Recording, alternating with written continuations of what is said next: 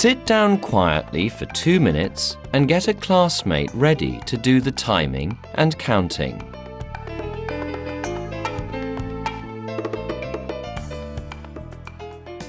Breathe through the mouthpiece of the breath volume kit for 20 seconds. Record the number of breaths you take in that 20 seconds. One breath is one inhalation and one exhalation.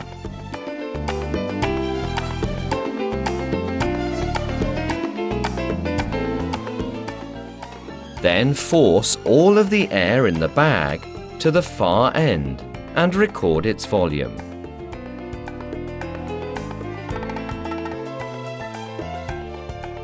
Now, run on the spot for 3 minutes and breathe through the mouthpiece of the breath volume kit for 20 seconds.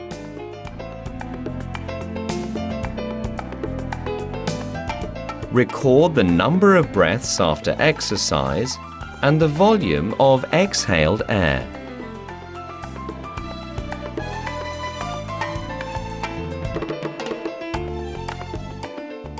Calculate the rate of breathing and the depth of breathing.